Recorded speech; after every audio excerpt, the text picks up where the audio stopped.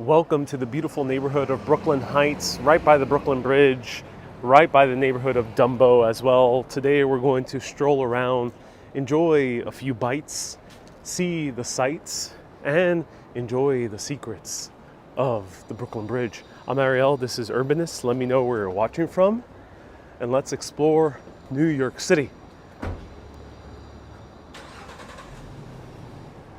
Right now we're starting right by Clark Street here in the Brooklyn Heights neighborhood.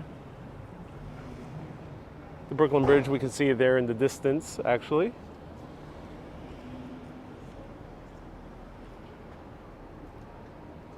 So welcome everyone. This neighborhood soon might be a little bit harder to access because they're actually closing down the subway stop that is at Clark Street for a few months, all the way through April 2022, which is a very, very long time. So I'm seizing the opportunity to enjoy this neighborhood before it gets just a tad harder to get here. By tad harder, I mean you have to walk maybe an extra 5 minutes. Over here, right in front, is one of my new favorite bakeries that I've tried here. It's called La French Tart Deli. I actually have a quiche and an apricot tart right in my backpack. So I'm so excited to try it out. Hey Zara, nice to see you here. Welcome. New construction happening. That is a very gorgeous building. Almost looks like a huge sail. And I love today's such a gorgeous day. Really, absolutely divine.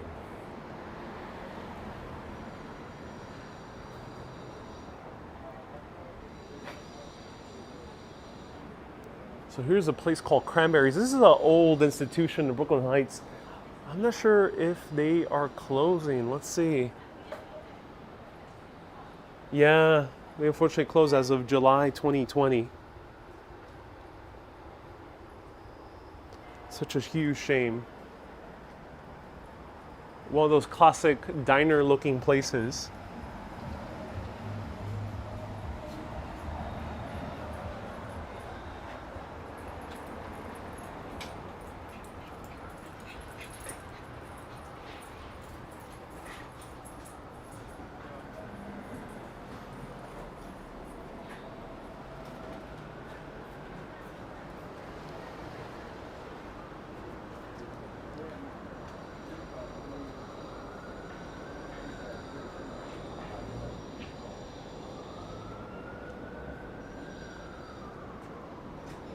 So I decided to go over here to La French Tart Deli, which is all French cuisine, and I actually was thinking about these pastries late at night.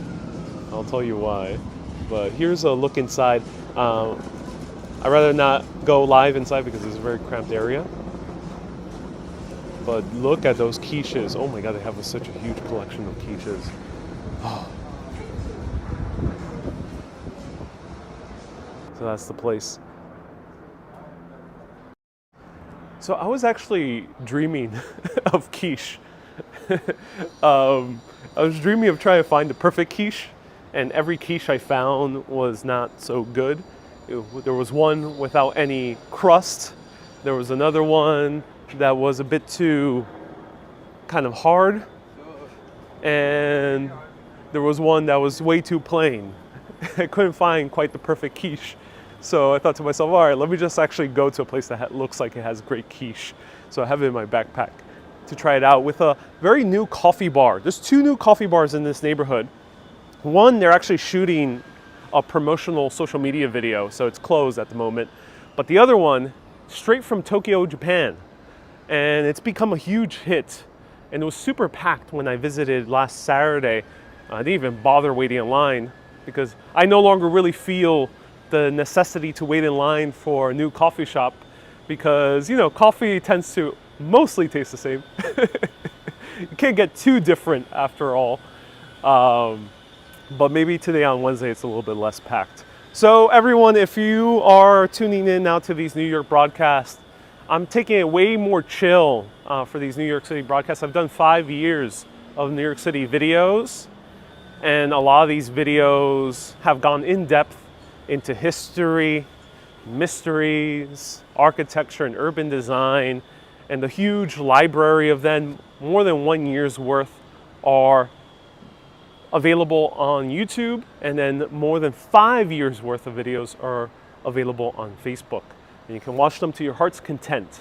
But for these videos here in New York, we're gonna take our sweet, sweet time, wander around, maybe just cover food, maybe walk, who knows what we do, but really having no limitations and no expectations. So I hope you enjoy. If you are expecting a walk with lots of information and the camera barely pointing to my face, then look back to the previous videos or find another channel.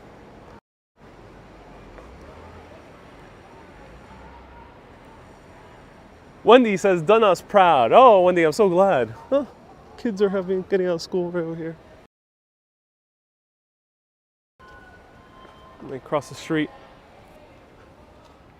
Any good cacio e pepe recommendations at NYC? Christopher. Oh, that's a good question. Cacio e pepe.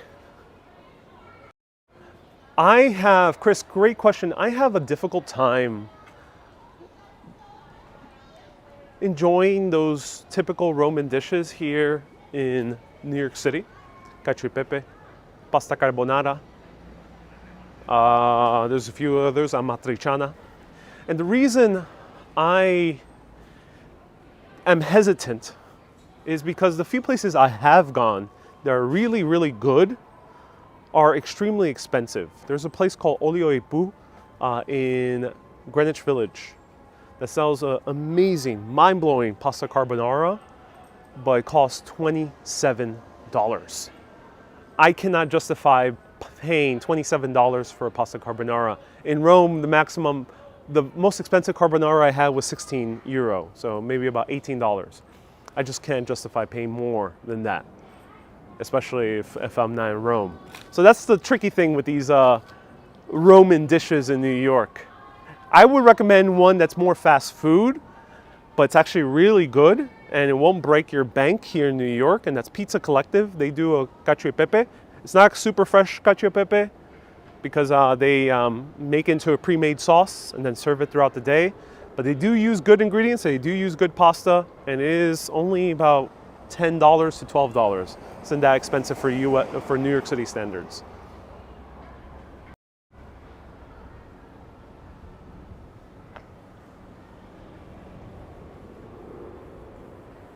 Hey, Girl the Curl says, I cannot justify the price either. Come to my house and I'll feed you for free.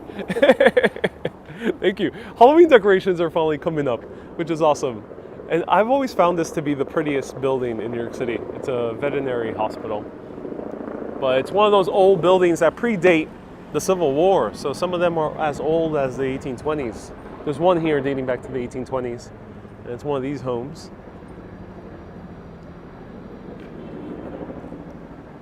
Yeah, this is a friendly area, Judith, I agree. Kay says, admit it, you're missing my quiche. So Kay, indeed, I am missing your food. Yes, I am. Kay was so kind enough to make me amazing quiche. And I love quiche. So if they ever make a documentary about my journey as a live streamer, it will be called Ariel Dreams of Quiche. And the reason I was getting quiche in my dream was because I was celebrating something big. So rather than getting like a birthday cake or like a cake, I was celebrating with quiche. And I think I was celebrating the release of the first season of my travel show on Netflix. That's why I was celebrating. Chrissy says, hey, this looks familiar. Chrissy, indeed it does look familiar. I took Chrissy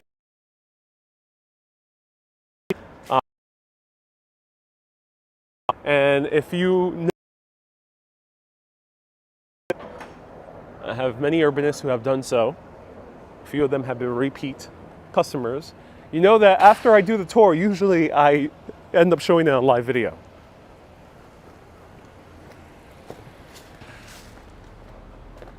Here's Willow Street. Let's go to a particular house. Hey, Chet sees, nice to see you back. Hey, Chet, nice to be here. Thank you so much for tuning in. And someone said, my hair looks great today. Oh, thank you so much. I appreciate the compliment. Panajotis I really love these neighborhoods. Me too, Panajotis. Ooh, pumpkins are out.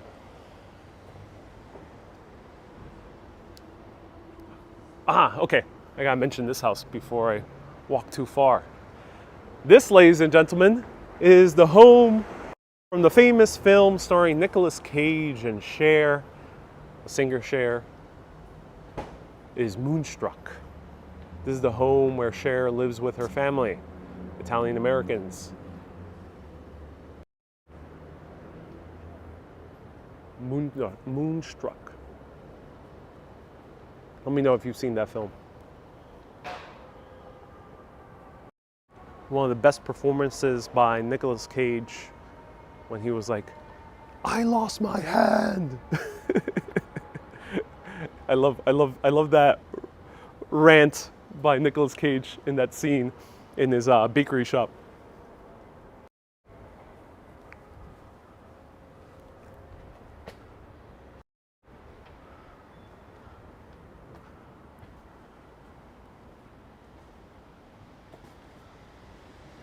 Cher doesn't age, she's immortal. She is indeed.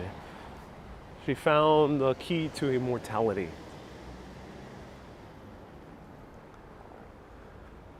Susie is quoting the film also. Snap out of it. Yeah, indeed. Doreen says, I love that movie. Oh, I'm so glad you do. Sue says, good evening from England. Such a pretty place. Indeed, it is such a pretty place. Let's go to this house over here. Hey, Ronald. Hello, Dave. Welcome to Urbanist Live, a show that explores cities around the world. One man, one gimbal. He is on a journey to explore the greatest secrets, mysteries, and histories of our blue planet. He walks around aimlessly for hours on end, searching and maybe finding something interesting. So this is 70 Willow Street.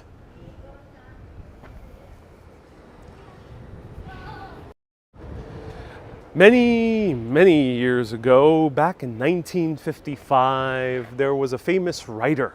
Well, he wasn't famous yet, but he fancied himself being very famous at that time. And let me move over here. He fancied himself being very famous at the time. He was Truman Capote. Coming from the deep South, he moved up here in New York to become one of the greatest American writers of his generation. He acted famous, but he wasn't quite there yet. He barely wrote anything. But he started befriending the top socialites of New York, including a famous Broadway set designer who designed the West Side Story and many other top Broadway shows, Edward Smith. Edward Smith lived in this house, 70 Willow Street. It has currently 11 bedrooms and 7.5 bathrooms. And Edward Smith lived here by himself. He had no one else there. So Truman Capote and him are having drinks in their back porch area. Truman Capote is in love with the house because in the back there's a huge back porch, which I wish I could show you, but you can find photos of it online. It's copyrighted photos, so I can't pop them up. But there's a back porch area reminded him of the down south. Because in the South, there's these huge back porches. And they have one martini, 2 martinis, 3 martinis, 4 martinis, and Truman Capote starts saying, hey, Smith, aren't you, how many rooms does this have? And he says, a crazy amount of rooms. According to Truman Capote, he said 28 rooms, but it might not have been that much, but maybe he was exaggerating. But it was like, yeah, 28 rooms, a whole lot. It's like, Truman, it's like, don't you think that's a bit too much for a guy living on his own? It's like, well, I haven't thought about it. Yeah, maybe. Maybe it's a bit too big. Well, Truman Capote was like, here, have another martini. Keep getting more drunker and drunker. Smith gets drunker faster than Capote. And he says, well, if you have so many, maybe I should just move in. And Smith, already in the drunken stupor, says, all right, sure, why not? So he moves in. He moves into the basement. The thing is, every time Smith went on to do business outside, maybe design a show in another state, or go on holiday, Truman Capote would start using the other rooms. And every time Smith would come back, more and more rooms were taken over by Truman Capote. He started bringing in his socialite friends, started having parties here. One of those top socialites was Jacqueline Kennedy Onassis. And people started knowing this as Truman Capote's home, even though for 10 years that he lived here, he never owned it. However, he wrote a few famous books here. He wrote Breakfast at Tiffany's, that ended up becoming a very famous movie starring Audrey Hepburn, and In Cold Blood, which is one of his other famous books. Wrote it right over here in this house, 70 Willow Street. And he never owned it.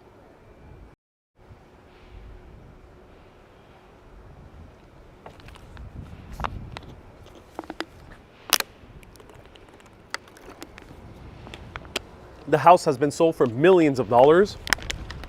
And the current owner is actually one of the creators of Grand Theft Auto, who used to work at Rockstar Games. I'm not sure if he still does. Gorgeous house, yeah. Let's zoom in. See a little bit more of the house.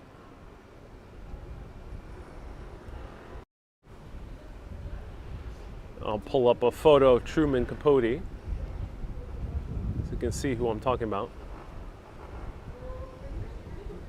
Here he is.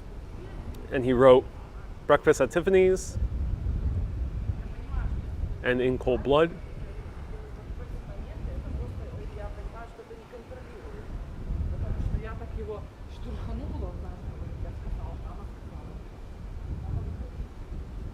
And this was his friend, the actual owner of the home.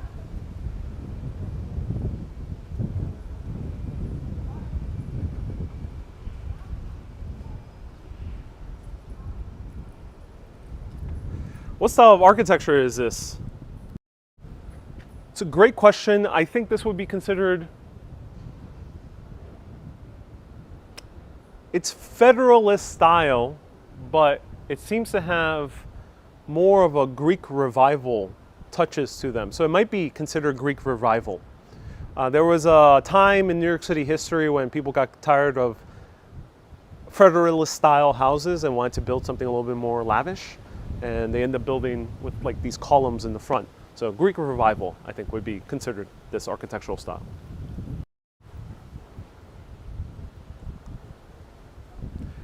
"2020 PPV says, great story. I'm sure there's some details left out. Oh, of course there is. There's probably some crazy stories. Truman Capote went on to write a book about his life experience here in Brooklyn Heights. And it's called Brooklyn Heights, a memoir. And it starts with the line, I live in Brooklyn by choice. Because at that time, it wasn't the coolest thing to live in Brooklyn. Especially him being such a kind of a socialite, knowing some of the richest people in New York City. To live in Brooklyn was kind of like a poor thing to do. I'm saying like from the context of a rich socialite at that time. But he was like, by choice. Mustafa says, I look handsome, brother. Thank you so much, Mustafa. Shukran, Mustafa. So here's 82 Willow Street. There was another famous man that lived over here. I'll pull up his photo right now. If I can locate it.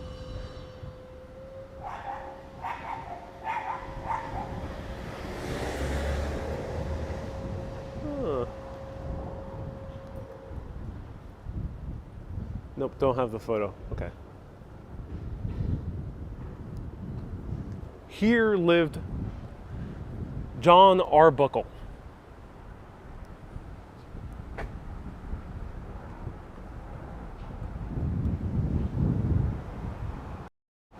If you are older than the age of 100, which I know I have like 1 or 2 viewers like that, make yourself known if you're tuning in and you're a little above 100 years old. You might recognize that name, Arbuckle. Arbuckle was one of the more famous coffee companies in all of the US, and they were based right here in New York City. Maybe we'll go to the place where they were located. So this is where the Arbuckles lived. 2 brothers, John and his brother Charles, I think was. But John is the more famous one. Wendy says, I'm 100 soon. Oh, Wendy. That's amazing.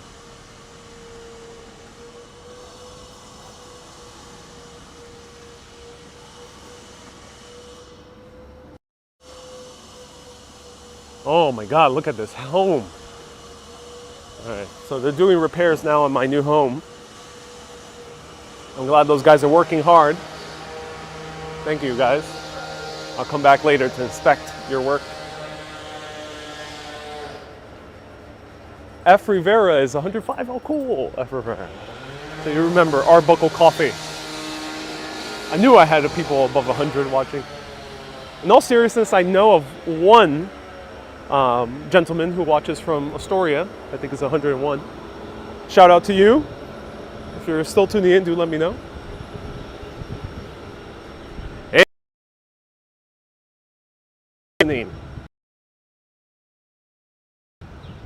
I'll be listening.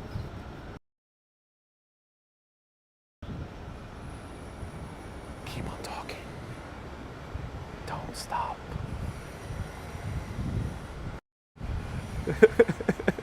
I appreciate you listening, Lori. Thank you so much for tuning in. Nice new home, Ariel. Are we all invited for dinner? Yes, yes. Maybe one day you'll be invited for dinner. Virtually, though. Don't quite have the capacity for 500 people at the same time.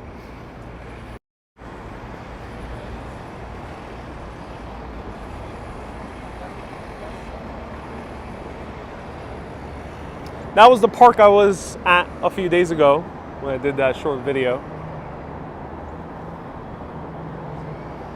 Hey, Irene. Nice to see you here. Marina says, I love your giggle. Oh, I'm so glad you do, Marina. It's the sexiest giggle of all New York. Here, I said it now. Oh, the beautiful views.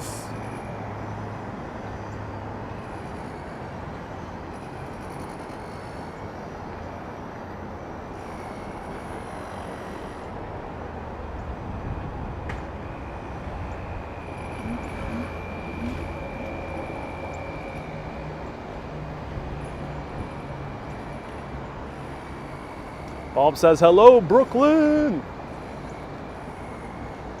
Right there is the great lady in green. The Statue of Liberty. Lady Liberty herself. Mónica! Oh, Mónica, bueno verte otra vez. ¿Cómo está todo? Mónica tuning in from Mexico City. Bienvenidos.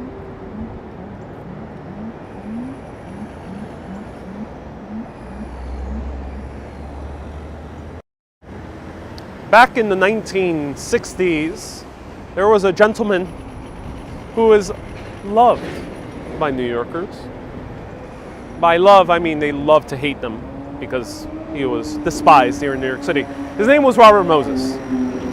He was more loved by urban planners who continued to destroy the very fabric of the beauty of American urban life throughout the decades subsequently. So Robert Moses, master planner of New York, had a bright idea. It's like this neighborhood right over here, it's looking rather shabby. It's ugly. Lots of brownstones, tree-lined streets. Who wants tree-lined streets? Waterfront views. Oh. Ugh. So, he had a bright idea. Let's destroy it. Let's build a gigantic highway right through it. And for the people who are displaced, we'll just build huge, massive concrete blocks that we'll call apartment buildings. Right. Well, luckily, the neighborhood of Brooklyn Heights fought back. And they delayed and delayed those plans until there was so much money involved, and the US federal government was giving a lot of money, that they could not build a highway. So they came into agreement. Let's hide the highway. So they put the highway underneath our feet right now, the promenade. And it's right underneath us.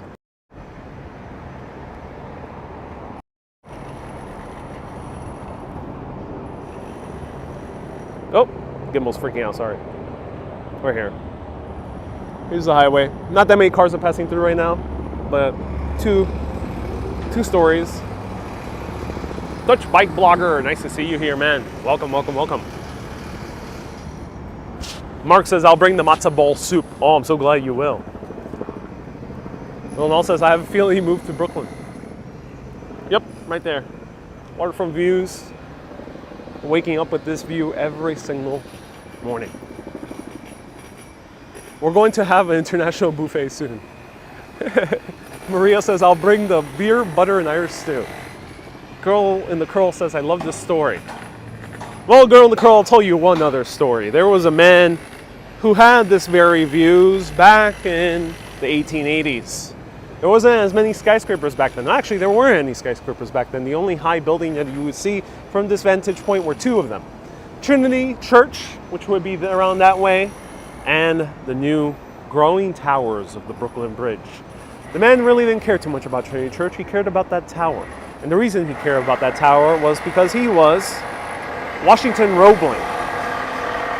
Washington Roebling was hearing the hustle and bustle of the construction happening in the largest construction project in world history at that time, which was this bridge that would connect the two great cities of Brooklyn and New York. Yes, they were two different cities back then. However, Washington Roebling was bedridden. Him being the chief engineer, the man who was heading up the entire project, couldn't be there. So he was looking onward with the telescope. We'll learn a little bit more about him as we approach the Brooklyn Bridge.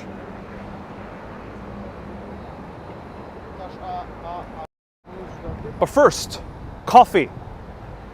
Let me know if you want to grab a little coffee here in New York City, a place that I am excited to try out.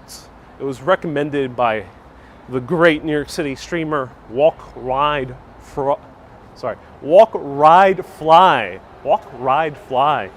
and he loves coffee, so I trust his opinion. Hopefully it's not too packed. So let me know if you want coffee. Put in your order now. Let me know what you would like, how you take your coffee, and we'll order a few hundreds of coffees. And a cream pastry. I got the pastry in my backpack. So I'm already ready with the pastry. Just bear with me for a second. Gotta drink some water. Thank you so much for a $5 super chat. Oh, George is sponsoring the coffee. Thank you so much.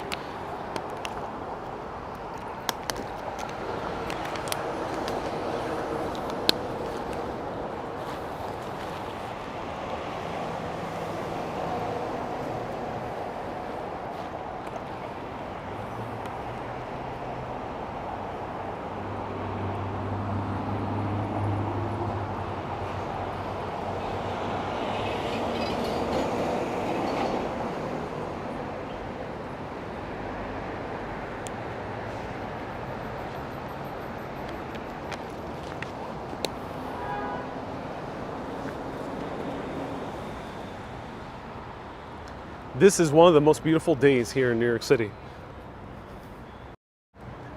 This broadcast is sponsored by super chatters like George, star senders on Facebook like Kay, Maureen, Marianne, Susie, Irene, Paul. It's a massive, massive list. Also sponsored by PayPalers like Carol, Laureen, and a huge list as well. Maureen also gives PayPals, Kay too, and many, many others. Some people who don't comment, they just watch, and that's more than okay, but thank you so much for sending PayPals. And then patrons and super urbanists and mega urbanists. If you want to become a super urbanist, go to patreon.com/urbanist. You'll get bonus videos. You'll get full access to the back catalog of Ireland, Greece, Italy, and Mexico. 4 great places with a lot of videos there. It's upwards of like about 30 something videos in total. And they're full tours of everything. Wendy says she doesn't comment. Yeah, Wendy. I see you watching, Wendy. I see you watching. And also, on Facebook, they're giving a bonus for every new Facebook supporter I get. That means you become a super urbanist, but just on Facebook. They will give $20 extra. Facebook coffers have been getting too big, and they have to empty it out a little bit. So they're giving it to content creators like myself. So every new supporter, they give $20. So if you want to become a Facebook supporter, even just for a month, you're only paying $5 and you're giving me $25 in essence. So feel free to do so. On Facebook, go to the Become a Supporter button right there on the Facebook Urbanist page, Urbanist Live.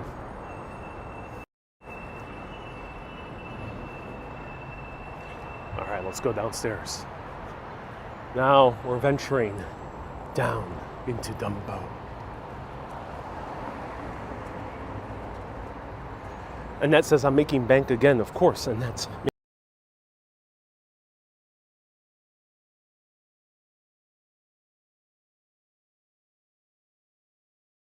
A lot of strollers. It's a very family-oriented neighborhood. Eamon's own family, actually. And yeah, there's a lot. There's Ethan Hawke lives here. He also has a family. So there's a lot of families here. And during the weekday, a lot of these families are working, both au pairs and nannies, taking the kids out.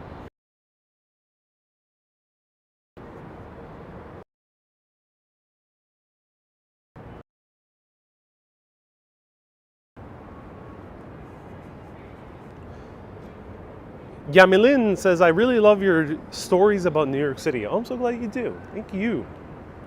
Thank you for tuning in.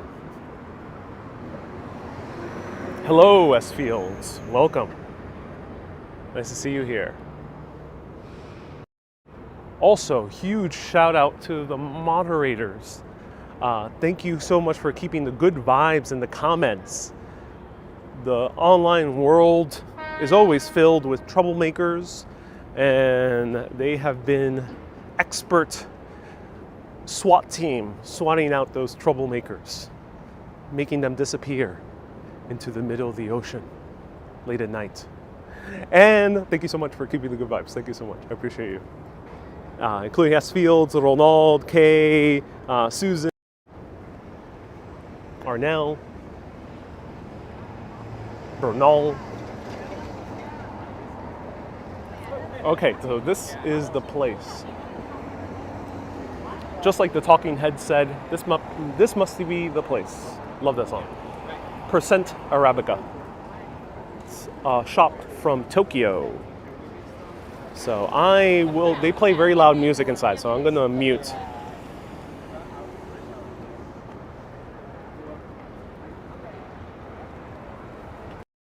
Helen, for the Facebook Helen is asking, does the Facebook donation need to be $20? No. Facebook is giving me $20, and by me it means the funds go to the show. If you become a Facebook supporter is $5 a month. $5 a month makes you a supporter. And you become a super urbanist. That's why I call super urbanist. If you become a $5 Facebook supporter a month, they end up giving me $20. Of course, you can cancel any time. You can cancel any of these at any time that you want, but that's the bonus that they're giving. So if you want to give that $20 bonus, just become a supporter. for how long you want to, but just become a supporter. And you'll get access to old videos. Okay, so let me know if music plays right now, because I'm not sure if the app fixed this bug. I'm about to play right now. Does everyone want me to play Cockles and Mussels? Let me know. Cockles and Mussels? Let's play some epic music. Let me know if this is hearing. Do you hear this? The music is playing right now. Let me know if you hear it.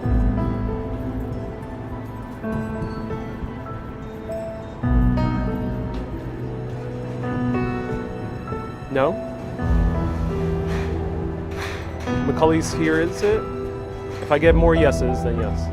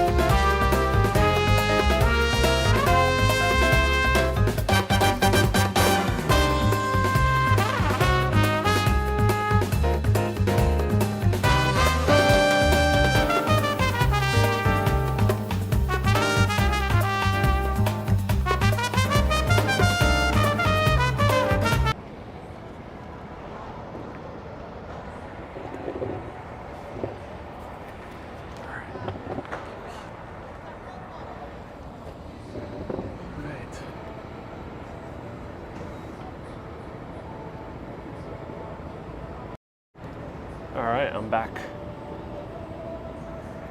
This is not gonna work. Okay. So that is the reason it took a while is because I got a drink made via a Chemex. A Chemex is basically a pour over coffee, which I usually don't get anymore.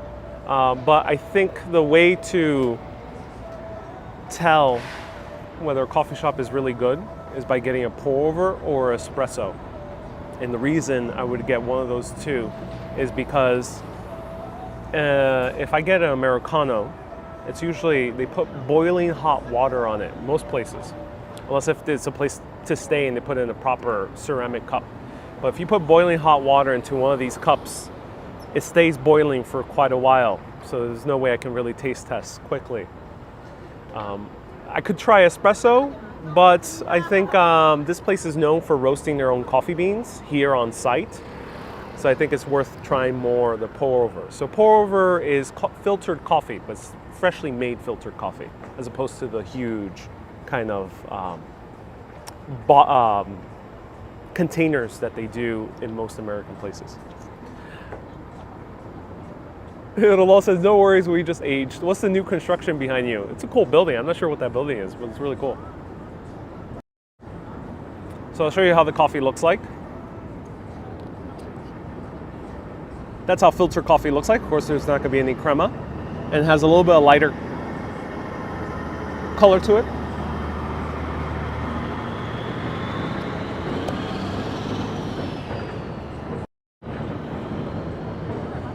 So without further ado, let's try it out. This is Percent Arabica. Girl in the curl says, you're so fancy. Oh yeah, I'm fancy. All right, let's try this out.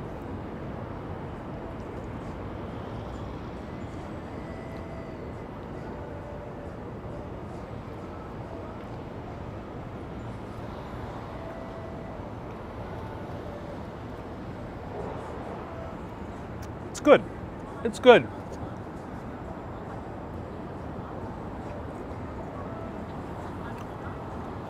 I can definitely taste good, different notes here.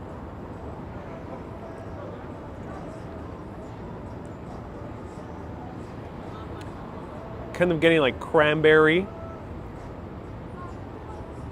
Not sweet cranberry, but actual cranberry, raw cranberry. And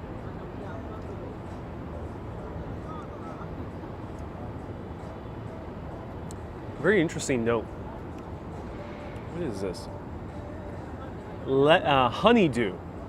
I'm getting honeydew. Or like a melon type of note to it. It's pretty good. I have been blown away by other pour-overs. This is a good quality one. It's not blowing me away, but it is good. I would say if another place that's known for its pour-overs is Blue Bottle. And Blue Bottle sometimes makes my eyebrows go up. And sometimes it just tastes okay. So this is more like the okay from Blue Bottle. I've had better pour-overs that have blown me away. Now let me show you. Does the coffee taste like summer or winter days? I like this coffee. You know, if you don't like coffee too hot, try a Chemex. Try a Chemex because it's not gonna be boiling hot like a Americano can. So do that. Crema is nothing but oil, says Paul. Crema does have taste to it. It has that bitter taste to it, which in my opinion, I do like it. It has that texture, I think. It's nice. But that's for espresso. And they don't have ice drinks there. Someone ordered an ice Americano and they were sorely disappointed. Not Americano, ice macchiato. They were sorely disappointed when they served it warm, the people ahead of me. And they were like, okay, just have a cup of ice. And they got a cup of ice. So surprisingly, they don't have any ice drinks. All right. Well, let's try this. The quiche. Bear with me.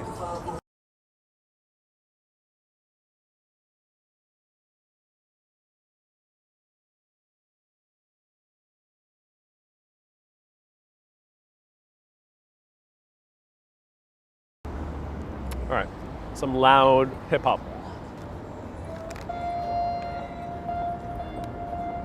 Oh my God, can't wait. The quiche, let's try this quiche. Let's see if it's good.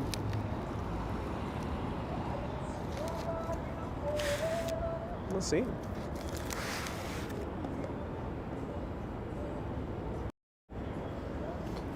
I don't know.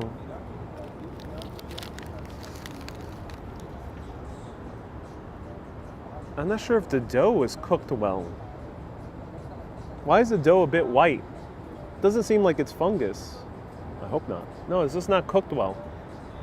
This dough is a bit undercooked.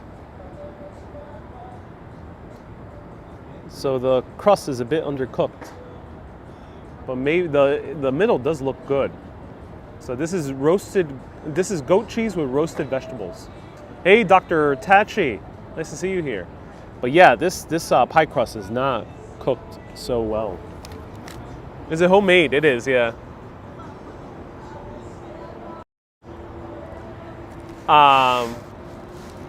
Is flour on the dough, says Gary? Maybe it's the flour on the dough. Maybe it doesn't. Did they give me a fork? No fork. No fork, so I gotta do this handheld. Gotta eat this like the old Victorian times. Cheers.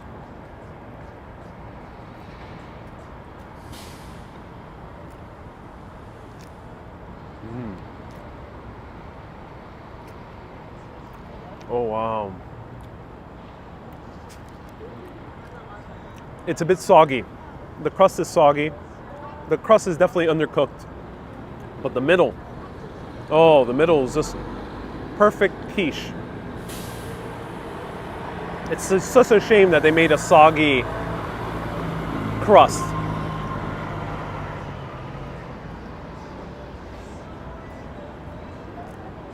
Yeah. It's such a shame. The crust is way too soggy.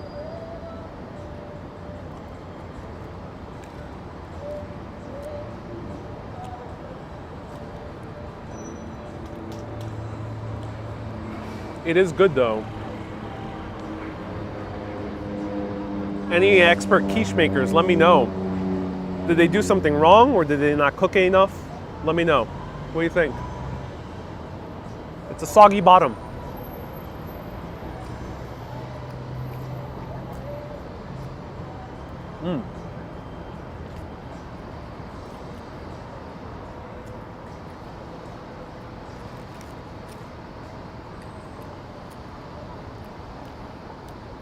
I can tell they do make a good crust. They do make a good crust. It's just not so well cooked. It doesn't have that kind of crispiness to it. Sharon says you should have taken it back. I went throwing it back to the face of the cook. Wow, you guys are harsh. This is definitely not, in my opinion, worth to take it back. It's just soggy. Let me know, any expert bakers. The bottom should be hard when you tap it. It's not. Super soft, Helen. Is there life in the quiche? I hope not. I hope the chicken's not still alive. Reheat it in the microwave and make it soggy on the bottom. That's what they might have done. They might have heated it up in the microwave as opposed to using an oven. Maybe that's the case. Didn't bake it blind first, says Wendy. Interesting.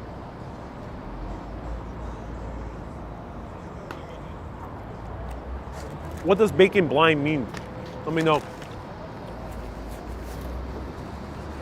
Looks like they need to raise the shelves in the oven and let the crust cool so the crust doesn't get soggy. Actually, yeah, I think you're onto something. I think they just made this too quickly. They didn't let the crust cool and solidify, and they just put the quiche topping inside of it. Base needs an egg wash. I'm so glad we have so many bakers here. Yeah, I think they made this too quickly.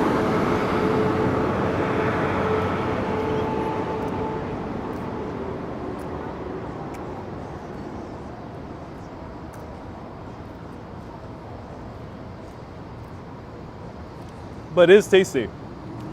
Asfiel says, not a good quiche. It's a good quiche. I just expected better from this place. It being a French place. I'm a bit disappointed. George says, Ariel has had enough. He's going back to Europe. Makes me go back to Paris for some excellent quiche.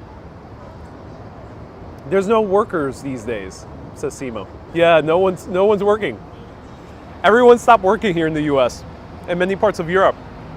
We're like, oh, we don't want to work anymore. Looks like we need to have a quiche off, says Dr. Tachi. So let me know. Do you guys want me to go to Paris to have a quiche off? Quiche off all around Paris. Let me know if you want me to do that.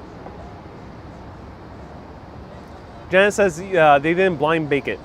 They baked into the pastry. Yeah, they didn't blind bake it.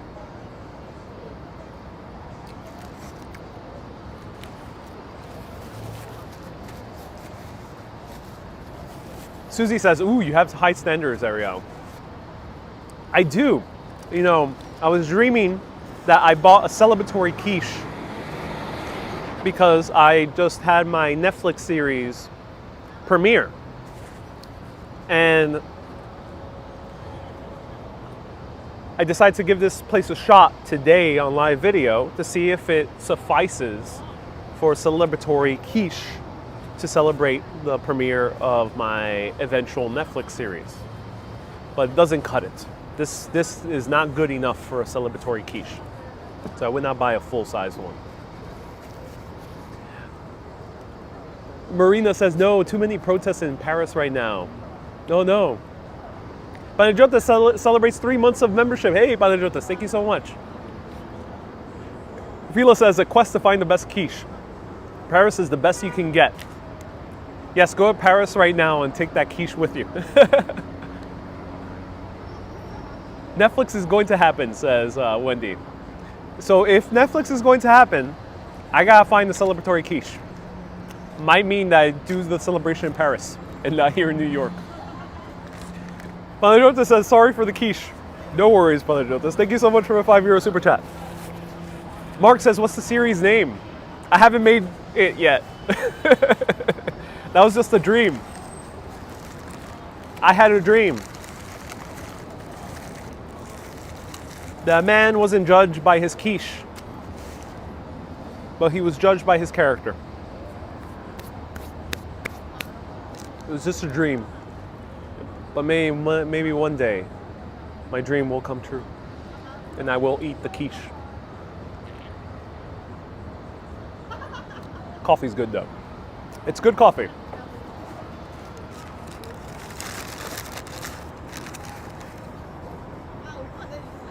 Scotland quiche and England first too. It says Wendy. I did have a few good quiches in England when I went. All right, let's try their tart. Let's try their tart. Let's not be such a tart and try their tart.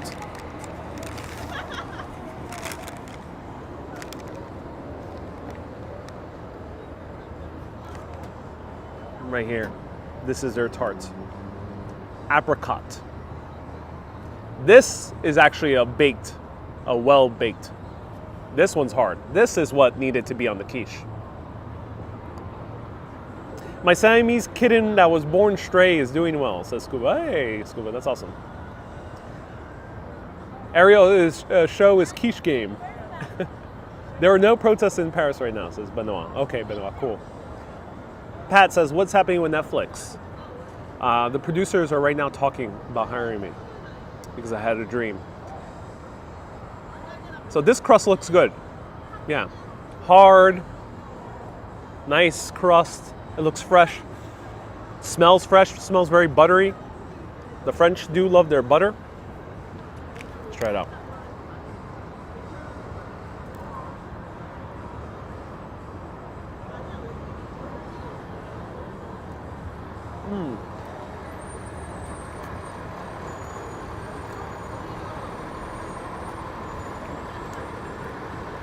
Oh yeah.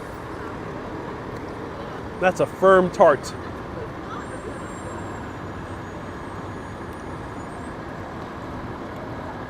That is a good tart. Crust is impeccable. So this bakery is not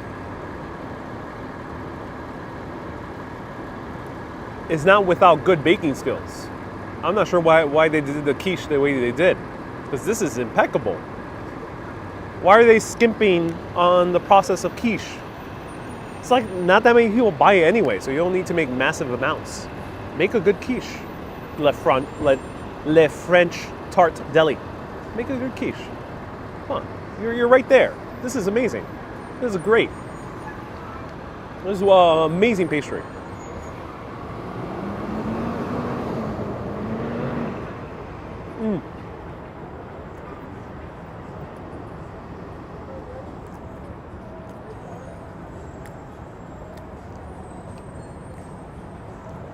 Delicious.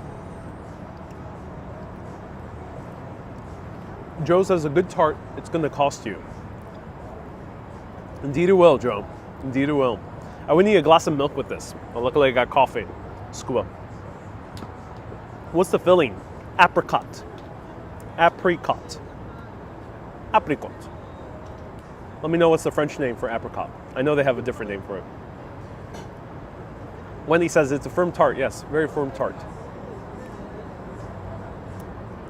Paul says I should make a new show, Quichist, exploring French tarts.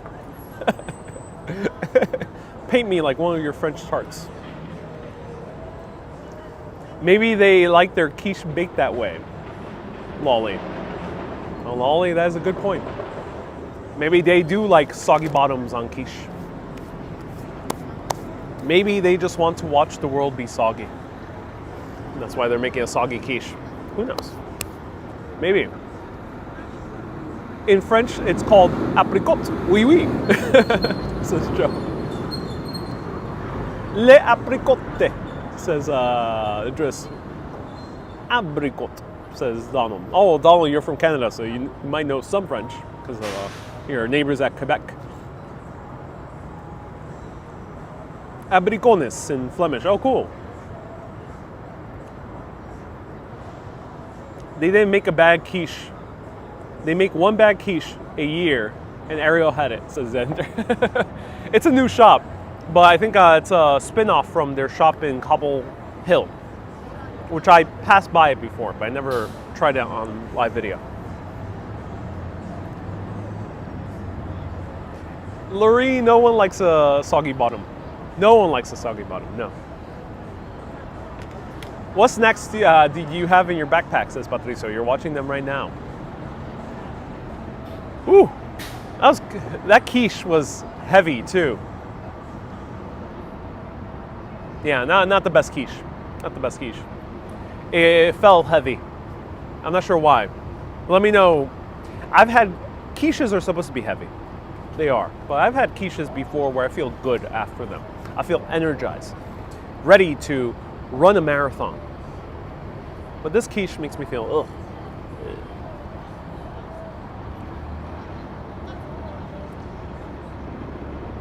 Just add fancy to the end when it comes to French. Fancy E. Eh. Indeed. Does it remind you of the soggy pie you had?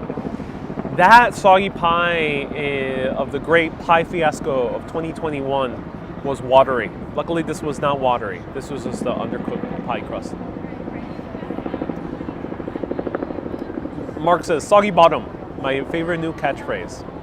Indeed. Everyone slam that like button right now. Have you explored Summit 1 on 42nd Street? Not yet. Not yet. But I will one day. And if there's a cell phone reception up there, there will be a live video. But I won't tell you when. You just have to stay tuned. The quiche is food for the birds, says Ludo. Indeed it is. I have eaten it, buttery and that tart. Yeah, it's a buttery tart. All right, one more bite before we continue walking.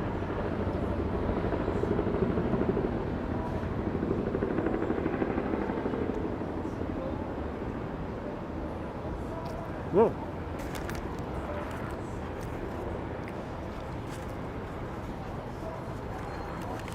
That is a good tart. Oh.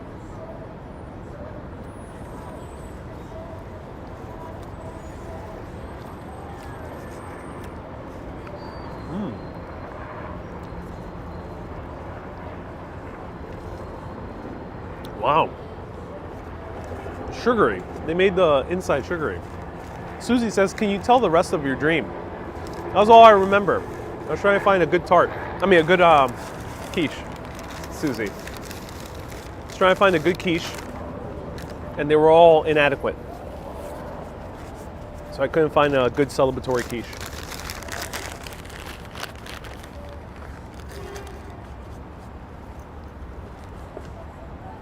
Marty says Summit 1 is better at dusk than daytime. I can imagine, yeah, with all the lights flashing and everything. They might have made that quiche with lard instead of butter. Oh, that's weird. Asfiel says, aren't we all looking for some good quiche? We are indeed. Some good quiche is all you need. Good quiche at night to snuggle with. Have that buttery goodness soothe your soul. Ludo says, so your dream has turned into a nightmare. Well, I would call it a nightmare. Are there urbanist approved quiches in New York City, says Susie. That is a great question, Susie. Yeah, there's a few quiches I really enjoy. One of the better, two. There's Maman. Maman has a great quiche, and they have many shops all around New York City. They make really good quiches. I really enjoy them. And then the second one is a place right by Cupola Cafe. And I forgot the name. Right by Cupola Cafe. I think it's called a French pastry or pastry, something along those lines. If anyone can find it, West 4th Street in Greenwich Village. Let me just wash my hands because I smell of butter. It's two great quiches. What's your favorite type of quiche? Goat cheese, by far. Give me the goat cheese one every day, all day. I need to open up a quiche business, says Scuba. Definitely do. All right, everyone, are you ready to walk? Real men eat quiche, says Doreen. Indeed they do. Indeed they do. Quiche is a staple of a proper manly diet. Hey, Azhar from Pakistan. Salam alaikum.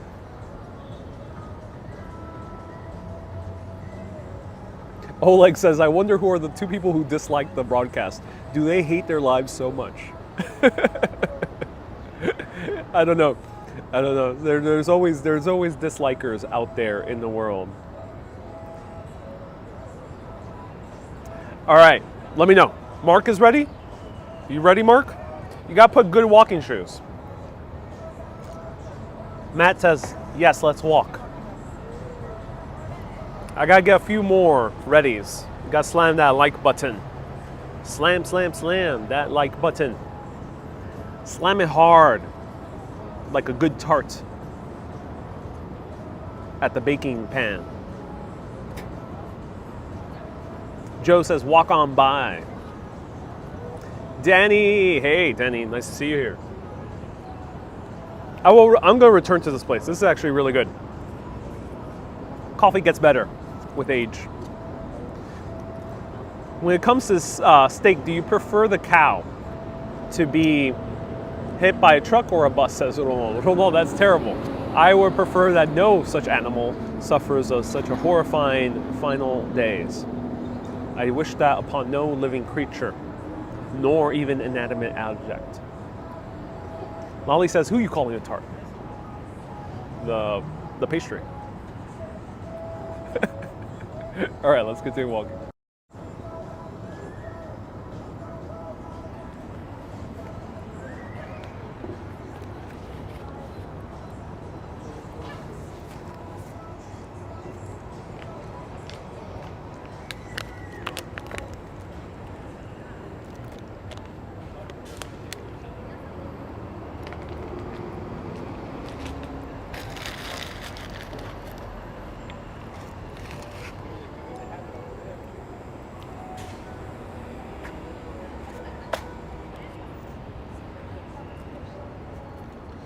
All right, now we are walking. Oh, I feel like I need like a 10-mile walk after all that quiche and tart. Okay, so who's down for a 10-mile walk? Anyone down? Mark says, why must these streams be so funny?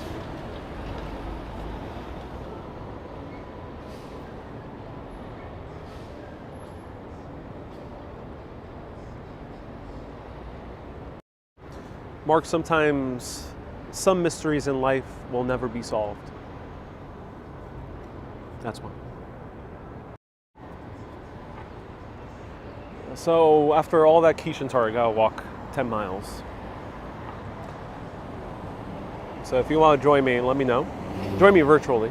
Please don't join me in real life.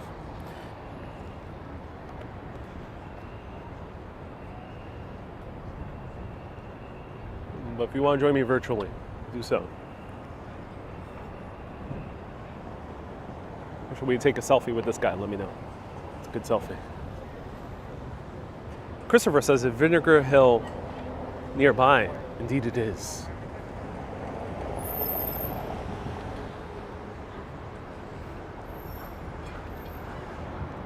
The sky above New York City is so clear.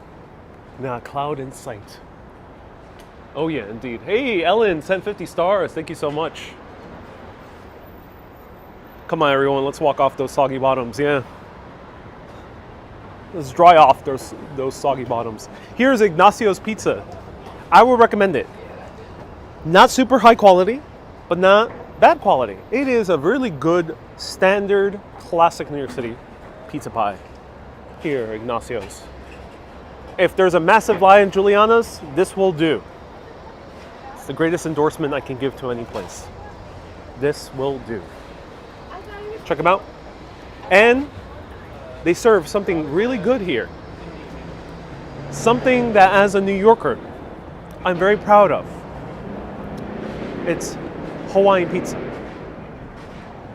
The other two places, Grimaldi's and Giuliana's, do not sell pineapple on their pizza. But here they do. Try it out. What a view, says Mark. Oh yeah.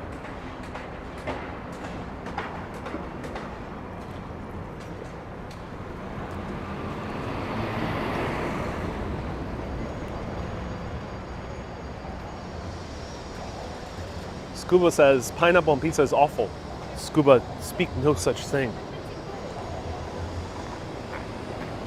Pineapple's meant to be on pizza. Isn't that the place you took Action Kid? Indeed, I did. I took Action Kid to surprise him with a pineapple pizza, and he loved it. I convinced another fellow New Yorker on the beauties and the merits of pineapple pizza. Babe says, yes, pineapple on pizza on Twitch. Hey, babe. ABX girl. Yes, pineapple on pizza. ABX girl, you babe.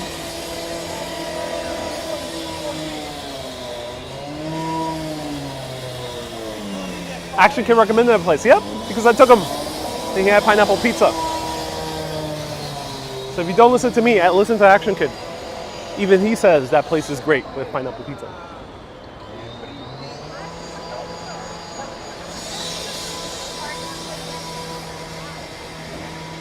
Big Nesh says, all New York City live streamers are streaming at the same time. New York City Walking Show, AK, and Urbanist. Really? Uh-oh. It's the battle of live streamers. Who will have the biggest audience?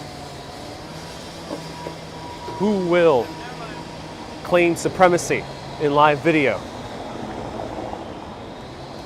Stay tuned. Slam that like button right now. Let's get 5,000 viewers at the same time.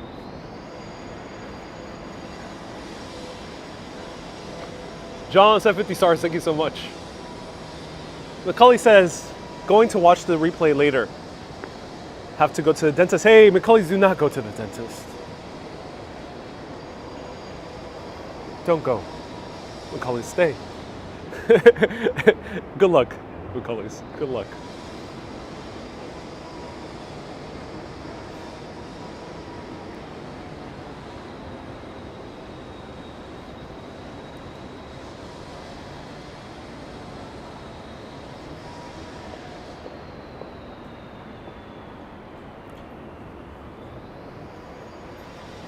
Bella says, I love AK and I'm an avid watcher, but I'm here. Oh, the betrayal. Bella, welcome to the dark side. Actually, it's pretty light today, so welcome to the light side.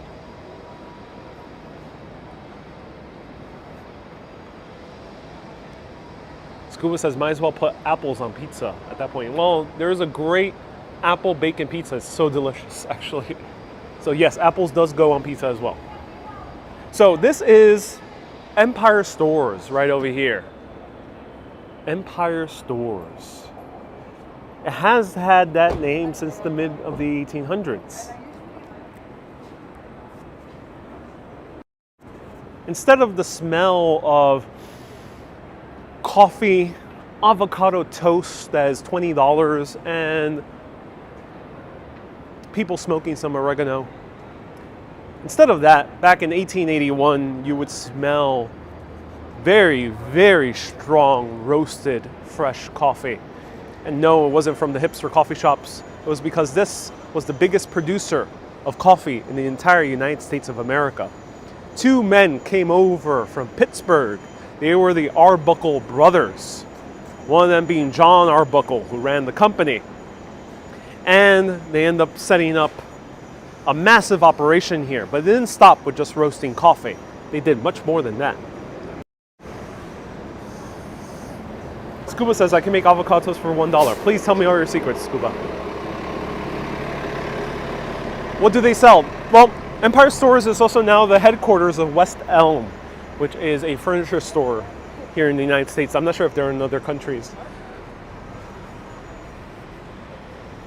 Fernando says, I always love watching your channel. That I live there, I'm going out to a walk because I don't have to. Oh, Fernando, welcome. Welcome to Team Urbanist.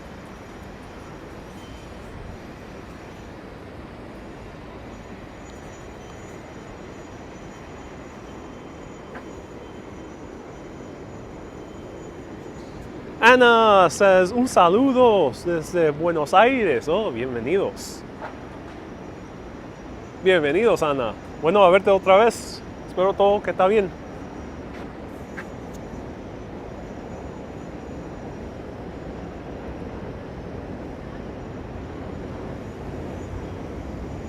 All 283 people tuning in right now. Slam that like button.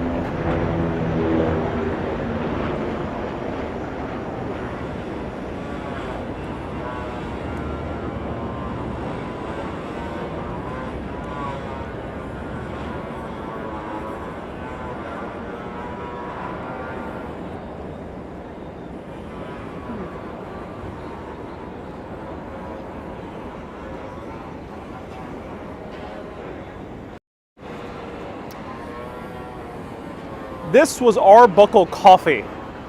Arbuckle Coffee ended up making a brand called Ariosa, and that was the more popular one. Ended up getting the nickname Cowboy Coffee because cowboys out in the West would toast those beans and serve it up with a little bit of water, maybe if they had access to some fresh milk, and they would have their coffee cup. If you see a lot of old kind of paintings or lithographs of cowboys, you would see them with a huge pot of coffee around the bonfire. They were most likely using Ariosa beans, which were made right over here. But the Arbuckles weren't set on just producing coffee. They ended up realizing that the bags of coffee that they were making were rather poor quality, and they were getting charged way too much. So they ended up buying the bag company and making their own bags. Then they found out that they were spending too much on the bean bags. So beans were imported from countries all around South America and Central America. A lot of them were Brazilian beans and Nicaraguan and a few other countries. And they decided to make their own bags for the beans, which were usually made out of kind of a jute or type of rope. Then they built a hospital for their own workers. They built a school for the kids of those workers and for those workers to get higher skills. They built the machinery to roast the coffee beans. They built the construction materials to build the new factories. They end up owning more than 12 blocks all around here in DUMBO. But the thing is, at that time, coffee needed one thing. Nowadays we're spoiled because we can get coffee within, I would say the fastest I've seen coffee arrive here to New York City has been like 4 days. You can get coffee from a farm directly to your cup in about 4 days. It's probably the quickest. Average is about 2 weeks or so, maybe a little bit more. Coffee used to take a lot longer because you were taking it from countries like Brazil, waiting for them to be slightly toasted in Brazil, bringing them over via ship over here, and then roasting them here, and then selling them in bags. In order to have some type of freshness, they end up putting some egg whites and sugar on their coffee. Arbuckle already had connection to good egg whites, but he didn't have connection to sugar. So he started buying sugar from a man called Havemeyer. Havemeyer owned the Domino Sugar Factory Company. Let me show it to you because we can actually see it from here.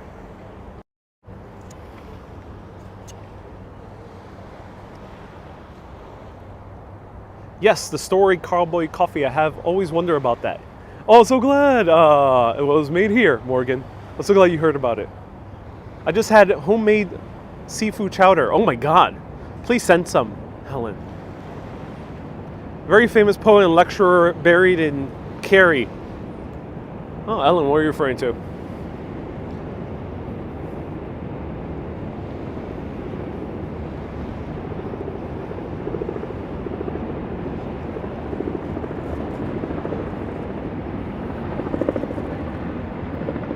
Going to West Elm. A lot of these shops don't really like people going to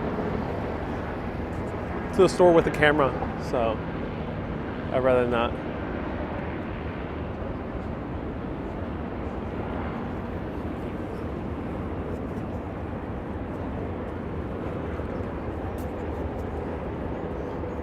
Scooby says, I drink Irish coffee every morning. My sponsor is against it.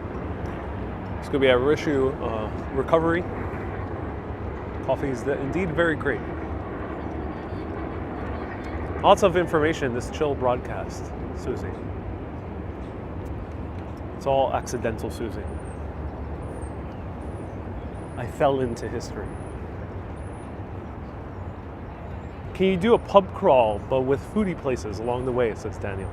Maybe, Daniel, maybe. I can go for a good pub crawl. Scooby says, just joking. Oh, Scooby, I still wish you a speedy recovery. Stick with those meetings. You got this, Scooby. Everyone give Scooby a round of hearts. Luckily, coffee is good without the use of alcohol.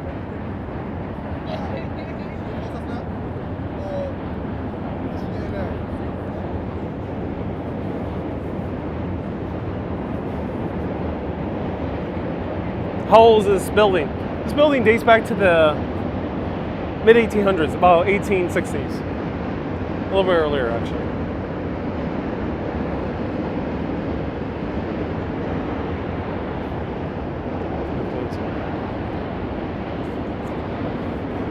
Matthew says, how do I send stars? There's a stars button down in the corner. So here's Arbuckle's operation. He owned about 12 blocks over here. He was doing what is called vertical integration. So he was basically owning every side of business. But down there,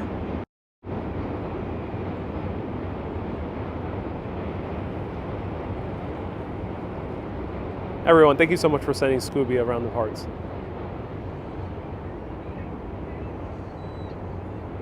Right down there is the Domino Sugar Factory.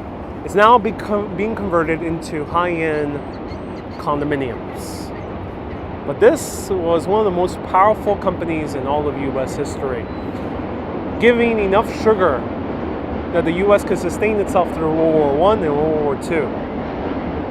The thing is with the Domino Sugar Company is that anytime a competitor popped up selling sugar, maybe at a slightly competitive price, they would buy it out. And then they would keep buying it out. And buying out every single sugar company out there. There were no competitors. He was running a complete monopoly.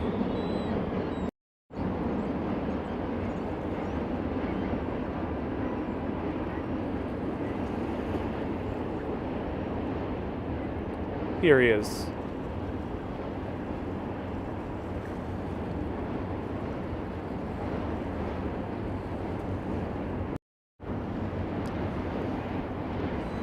So he was selling sugar to Arbuckle.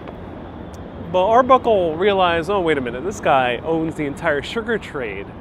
So let me ask, since I'm one of his biggest customers, let me ask Havemeyer to put down the price a little bit. Give me a more competitive price. We're making crazy amount of profits. You own the entire industry, so maybe you can give me a break. Havemeyer said no. Well, Arbuckle was like, you sure about that? Started his own sugar refinery right over here. This pissed off Havemeyer. He slashed his sugar prices. And then he decided to buy a coffee company, slashed the coffee prices too. Arbuckle retaliated, slashed the prices even further. This unleashed the great sugar war of 1898 all the way to 1901. It was one of the biggest wars in industry in all of US history. It's really not talked about. A lot of people know about the current war, which was between Edison and Tesla, but this one was even bigger in terms of its economic impact. One after the other, the prices kept going lower and lower and lower. They were sinking so much into legal fees. More than $25 million were being spent just to sustain this sugar war. And finally, they decided to meet up. Havemeyer and Arbuckle. Havemeyer heads over, or Arbuckle heads over to Havemeyer's mansion. But Arbuckle has a feeling this meeting isn't really going to be the end of the war. Havemeyer is a very stubborn guy. He wasn't going to relent. As he's approaching the house, and this was written down in Arbuckle's obituary many years later. So this event, he says that happened. He goes and approaches the house, and he hears beautiful music playing from Havemeyer's mansion. And as he hears these soothing sounds, he goes, approaches the window, and sees Havemeyer playing the violin. Havemeyer never talked about playing the violin. He never showed it to people in public. He never played anywhere where people could see him.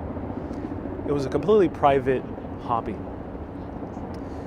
But Arbuckle was so stunned by the beauty of this sound. And he was playing some type of religious tune, so he knew it had some deeper spiritual significance to Havemeyer, that he didn't want to go in. He just listened there, listened to the music. He never summoned himself to the meeting. He canceled, head out. Havemeyer never knew anything. Many weeks later, Havemeyer receives a gift, opens up this box from Arbuckle, and it's a very rare violin. After that, the war is over. Havemeyer relents. Says, okay, you can own your sugar company. I won't keep slashing prices. Arbuckle also relents. But no one knows for sure if it was actually due to that violin or maybe something else. But a lot of people do believe that somehow Arbuckle did not use the power of business nor the power of litigation, but he used the power of the heart to end the war that devastated the sugar and coffee trade for years. This is vital to American coffee history. If it weren't for this company, Arbuckle, we would not have Starbucks, Dunkin' Donuts, which will have given birth to Blue Bottle, Stumptown, Joe Coffee, La Colombe, which would not have given power and birth to all the wonderful coffee shops that are independent in many great cities around the US. This right here is coffee history.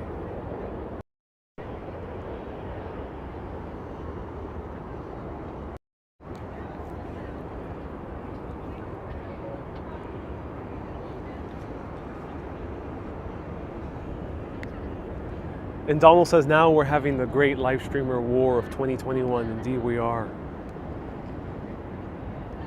Action Kid, Walk Ride Fly, and myself, or not Walk Ride Fly, so New York City Walking Show, are all competing for live streaming supremacy. Who will get the most views today? We shall find out. Slam that like button. Here is a carousel. This carousel was built in 1921 and was made in Columbus, Ohio.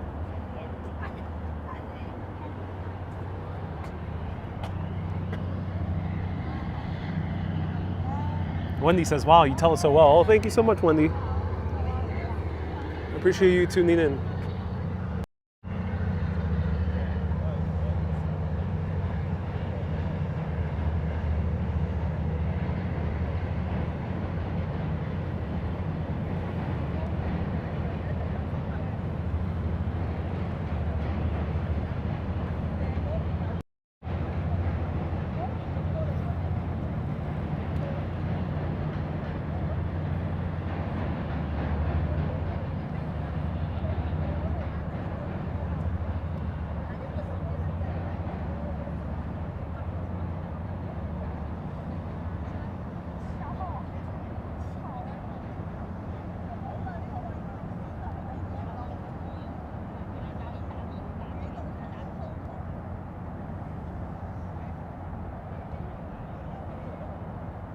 Kathy says, you're the best. Oh, I'm so glad. Is it open? No, it's not open, unfortunately.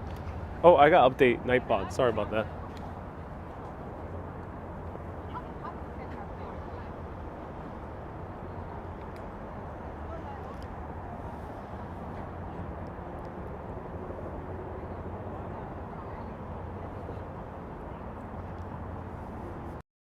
All right, everyone, play nice in the comments.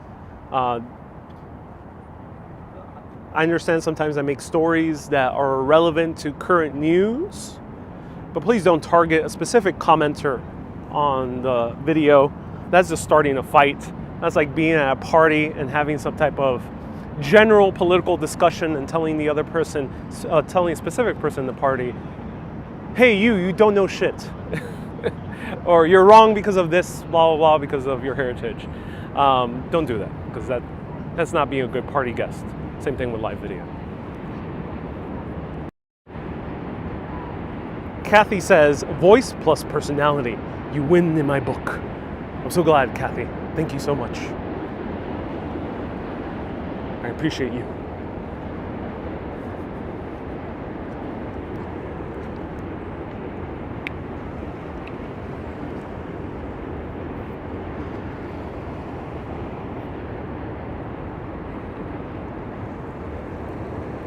Dr. Tachi says, you are absolutely amazing. Oh, thank you, Dr. Tachi.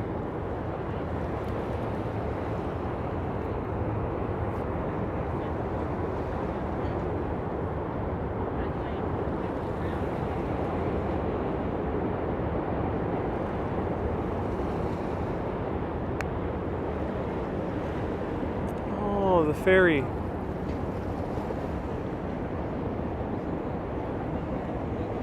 But Jota says, yes, make an audiobook. I love the stories. Some of those stops will take us on your streams with a better historical understanding next time I'm in New York City. Oh, so glad.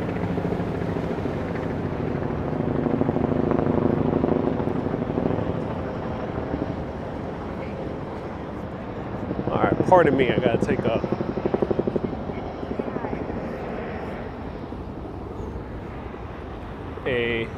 water break. Ludo says, my cat Sheba is on the lap watching the live stream. She spins, so she's liking it and sends you a super chat. Hey, Ludo. Thank you so much for the super chat. Thank your cat for the super chat. Thank you so much, Sheba, for the super chat. Bella says, the sugar war story left people sour. You can say it left people rather bitter because of the coffee.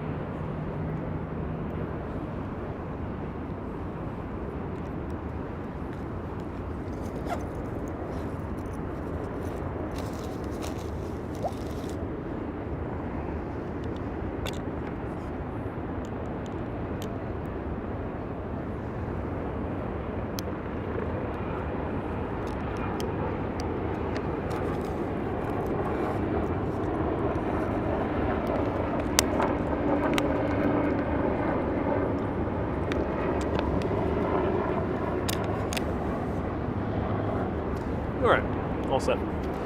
Danny sent 100 stars. Thank you so much, Danny. I appreciate you deeply from the bottom of my heart.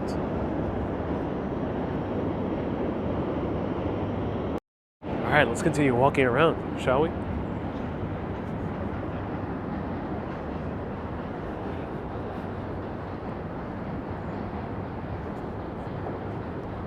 Mir says, does history have a way of shaping your image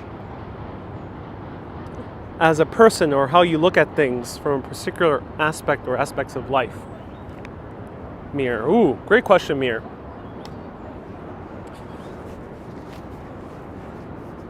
Mark says, we have butter history, we have coffee history. What's next? Salt. Stay tuned for the full history of salt. We gotta go to Austria or something like that, to the salt mines. Stay tuned. I like your stories. They're very interesting and you're a good storyteller. I'm so glad you think so.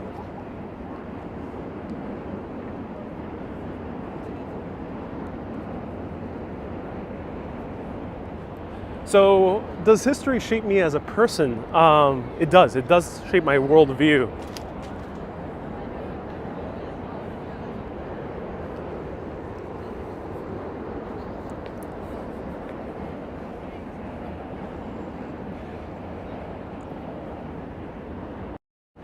So it shapes my worldview because significantly, learning history has been overall really great in making me chill out more in life. It's very easy to get caught up in the minutia of our individual lives, thinking that we are going through something that no one else goes through. Myriad of things. Challenges with career or frustrations with relationships or money. Countless things that we go through. And we kind of get stuck in our own heads. But as I learn more and more history, I end up realizing, wait a minute, this has happened over and over and over and over again on an individual level. But then we also get stuck in this fear cycle of, oh my God, these times are so terrible. War or shootings or violence or terrorism or countless other things are going wrong with this world. Oh my God. And then you start feeling anxiety, you start feeling sadness, you start feeling frustration for also a myriad of things, maybe violence or economics or countless things. But as you learn history, you end up realizing, this also has happened over and over and over. This is nothing new. neither in our individual lives, nor in society, nor across the world. It's nothing new. It's happened many, many different times in history. So, with that said, that can either lead you down two paths. It can lead you down the path of hopelessness, thinking, oh my God, nothing gets better and nothing gets worse. It's all the same over and over. Or it can send you down the path of, okay, it's happened before, it'll probably happen again. It's no biggie. It's not a big deal. I think once you get to that place, then you can start thinking very solution-oriented. You can think about real solutions of how to change our world in a much more impactful way. Because right now, unfortunately, a lot of our decision makers in the world, maybe the people in government or people who run massive companies, some of them at least, tend to be very fear-based. They tend to want to change the world because they see so many things wrong with it. And when you go from that perspective, especially if you don't do it well, you run the risk of making it worse. I think it's much more efficient to change the world if you already see the beauty in it and are not so immersed into the anxiety and fears that the world can throw you in. Then you can make substantial changes that will change everything for the better. That's what history has done for me.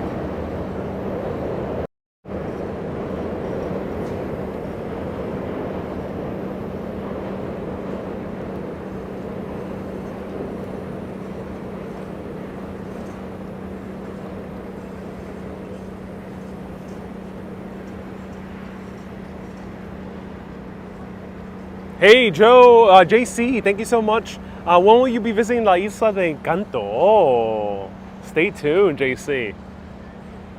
One day soon, I will be visiting the Isla de Encanto. Michael says, how do you research history? Podcasts, articles, books, and documentaries. Mir says, thank you so much for the profound answer. My pleasure, Mir. Here we have Bob joining us.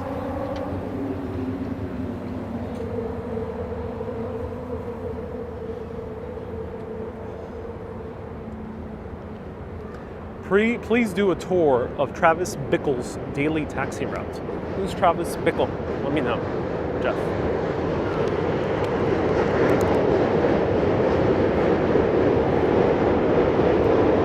Anne says, I've just joined the stream watching from the beginning. Damn, I can listen to you tell stories all day. You have talent. Oh, thank you so much. I appreciate that. And welcome.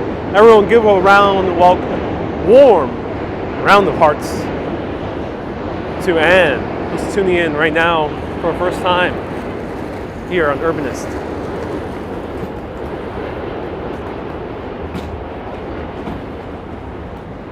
Hey, Ark dice in Spanish, DUMBO es acronómico. Un acrónimo por Down Under the Manhattan Bridge Overpass. Yes, eso sí es correcto. It means Down Under the Manhattan Bridge Underpass. Here we have some high heels. And let me mute for a little bit.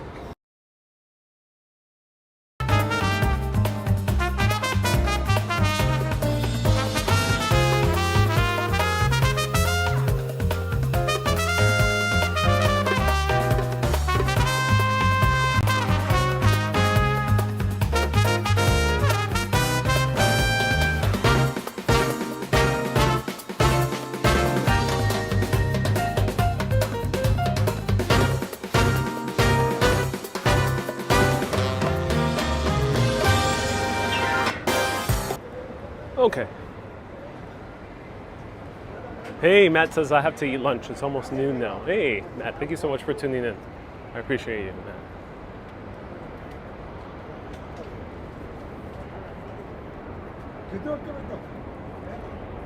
More people looking at it.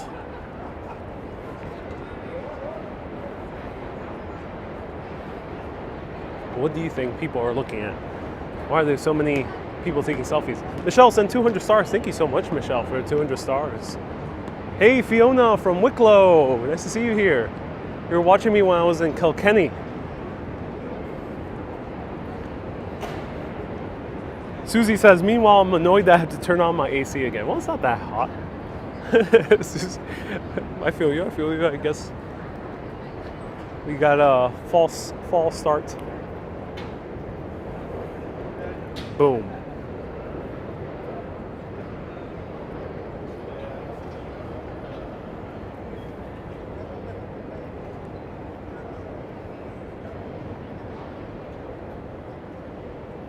Ollie says they were taking photos of a UFO.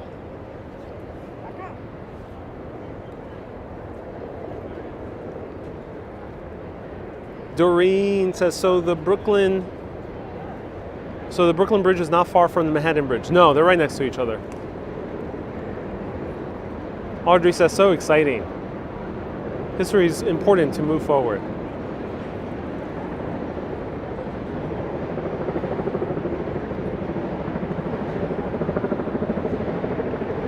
How do you research your stories about history? I'll already answer that.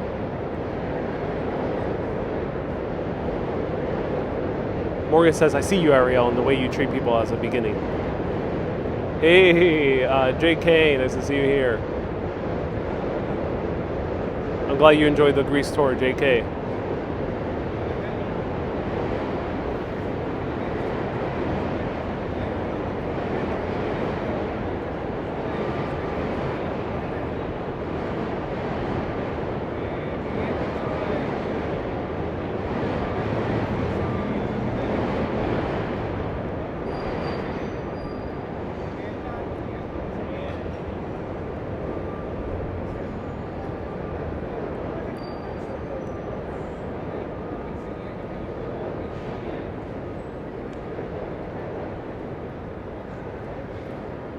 Wendy says, print of yours of this.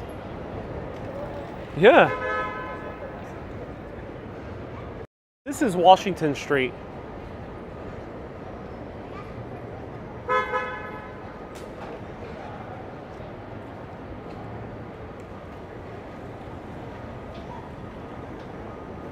Morgan says, is this named after Disney Dumbo?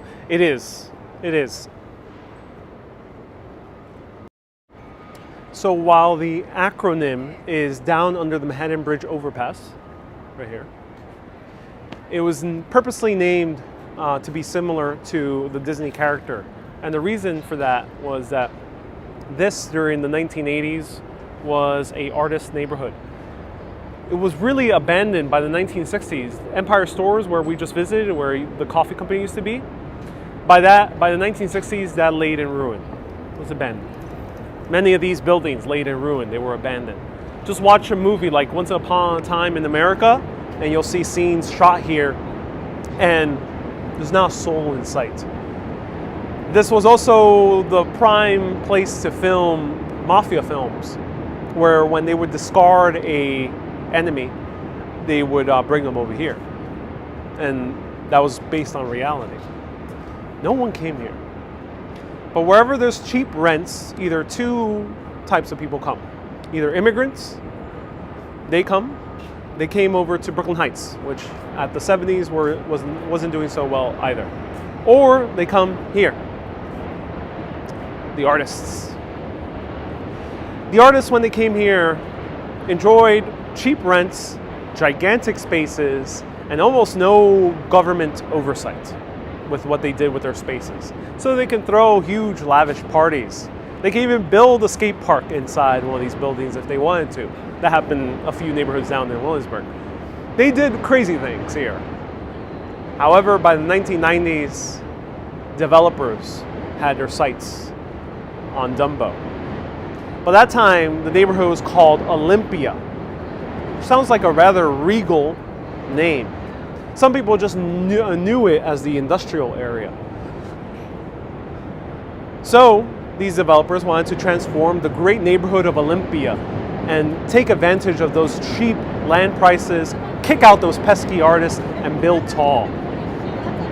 Well, the artists had something up their sleeves. They were like, let's make this neighborhood as undesirable as possible for rich people.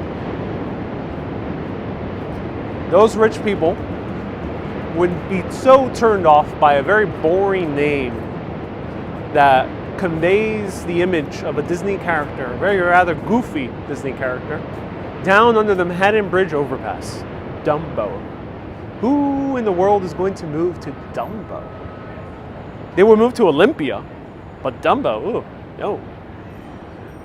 It didn't work out, no.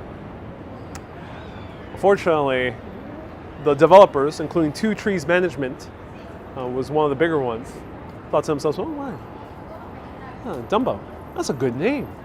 That's a very good name. Let's use it. And the name stuck. No longer is known as Olympia, it's known as Dumbo. And the artists messed up. They actually invited the rich people to come in. Panajotas says, love storytelling so much. Oh, I'm so glad you do, Panajotas. George says, no more Spider-Man stories. You know, Spider-Man has barely been in Brooklyn, and it's a huge shame. It's a massive shame. Spider-Man should be more in Brooklyn.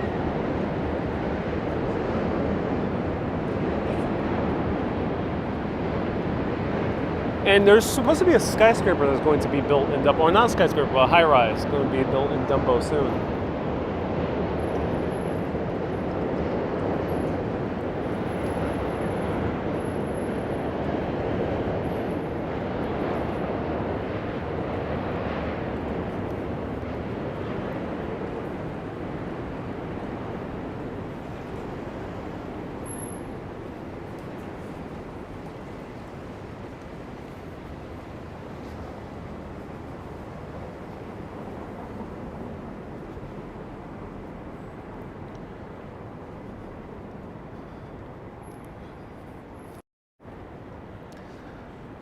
So I'll finish off this broadcast telling you the story of the Brooklyn Bridge.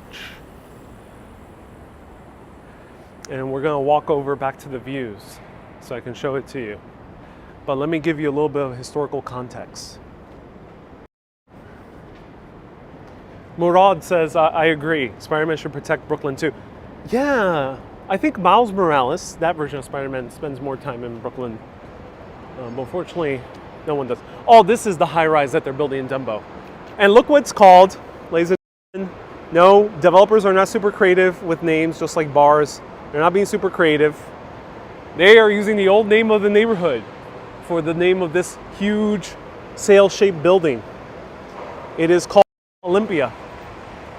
It's kind of cool. I like it. I really, really like it. It's about time that Dumbo goes up. Why does New York City have scaffolding all the time, says Ellen? Well, because some people like the shade. That's why, Ellen. The shade. Aren't these scaffolding so nice to look at? Isn't it so decorative?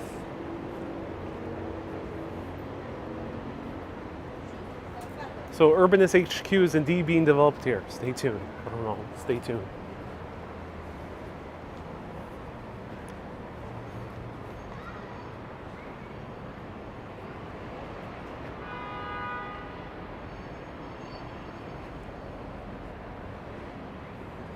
It's a shady park. Oh yes, indeed.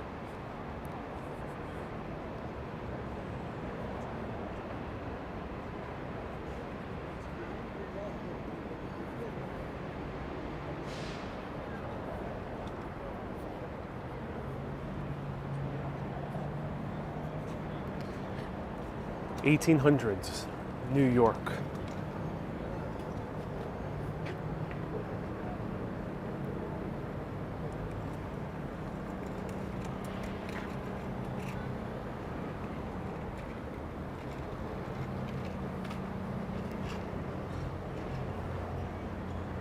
Wow, look at that. Oh, I can't get enough of that.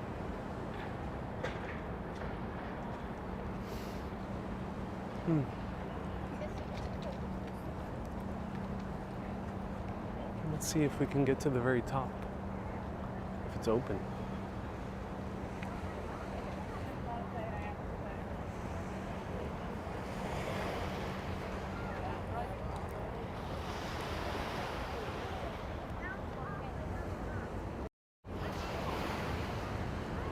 Adam says beautiful view. Oh yeah, indeed, Adam. Gorgeous, gorgeous view. Impeccable. I did it! I did it! Oh, man.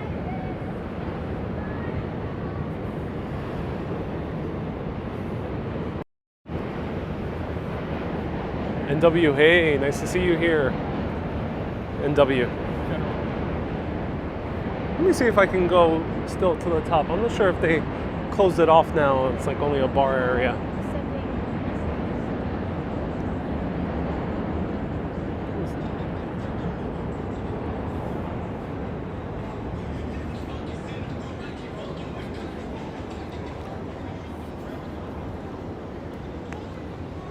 Ooh, Clinton Street Baking Company is now open during the weekdays. Oh, I can go for some pancakes. Oh, that's nice.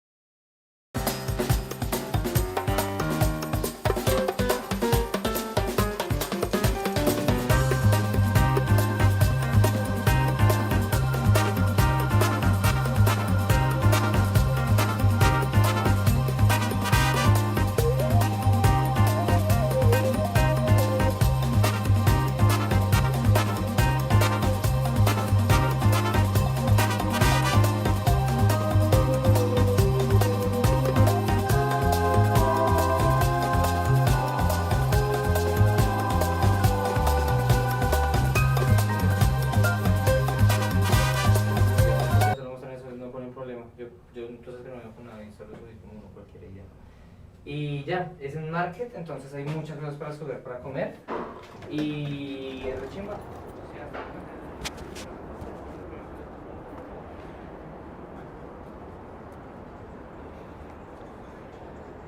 All right, here we are.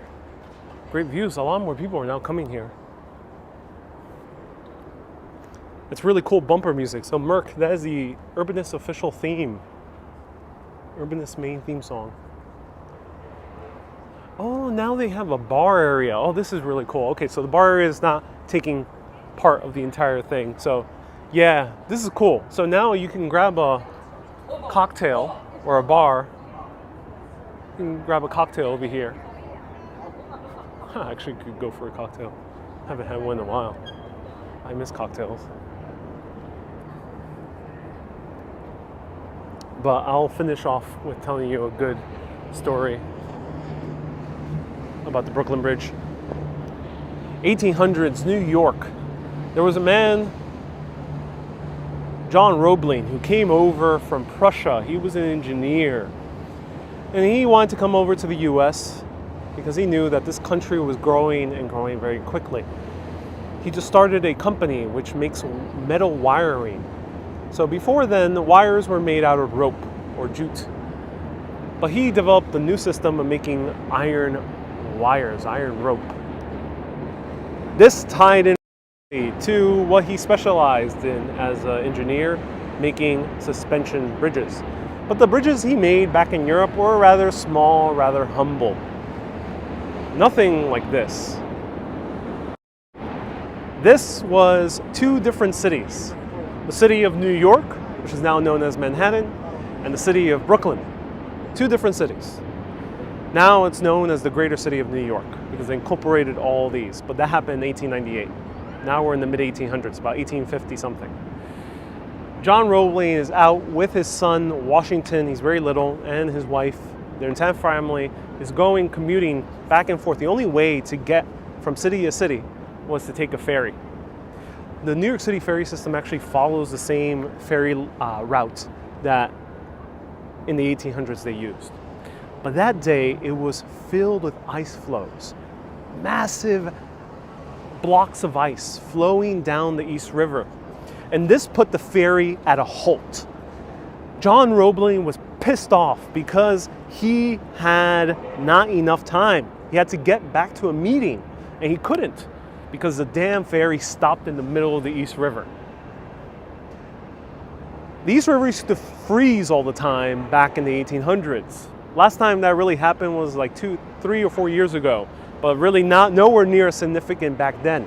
1800s, the East River froze so much that even in 1 year, in 1821, people were commuting back and forth by foot from New York to Brooklyn. And a very entrepreneurial Irishman decided to start a bar in order to service the people commuting back and forth in the middle of the East River. So he's stuck on this ferry, can't get around, and let me go downstairs where there's a little bit more shade.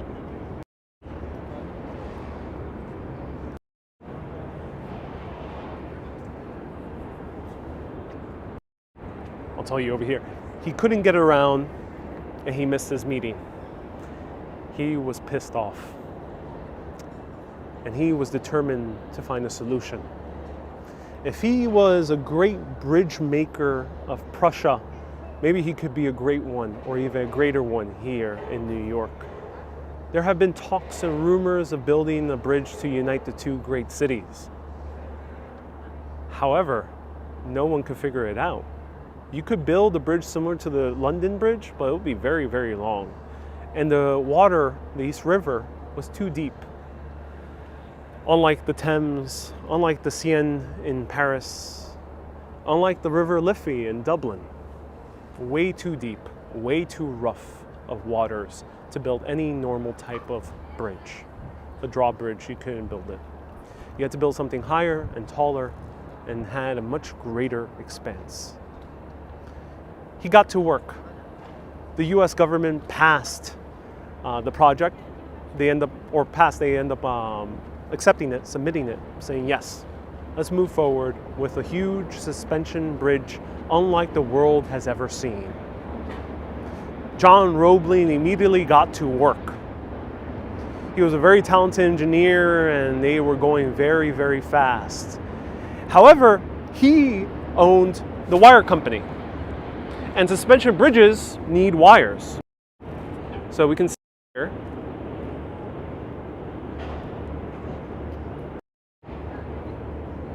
They need huge wires.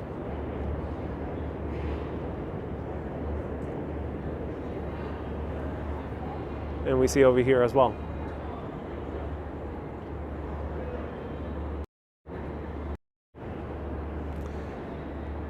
His competitors, who were mostly people who owned metal companies, decided to plead with the US government or the New York City government and tell them, hey, we can't have the guy who is running the project use his own company. It'll be unfair. So what was John Roebling to do? He was already an expert wire maker. He didn't trust any other company to handle making great metal wires. So he sold off the company to his brothers, so his brothers can bid. But New York City refused. They lost out on the bid.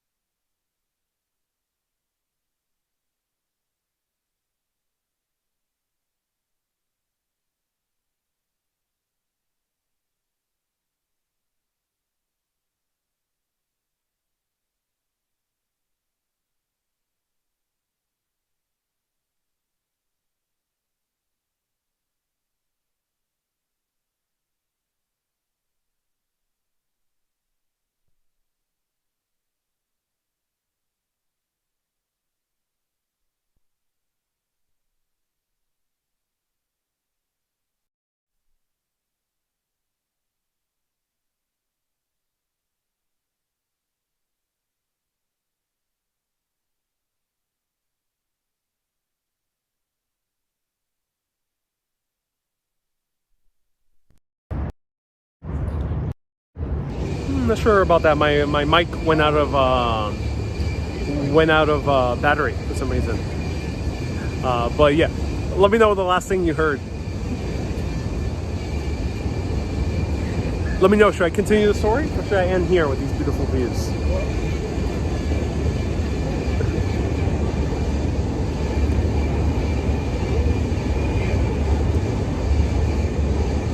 Can you hear me now? Says Annette.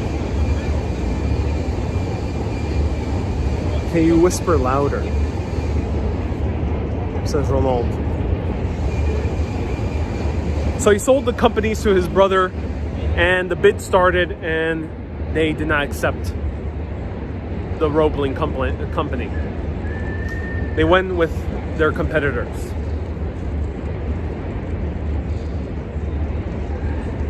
John Roebling is out on the ferry, right by the Fountain ferry stop.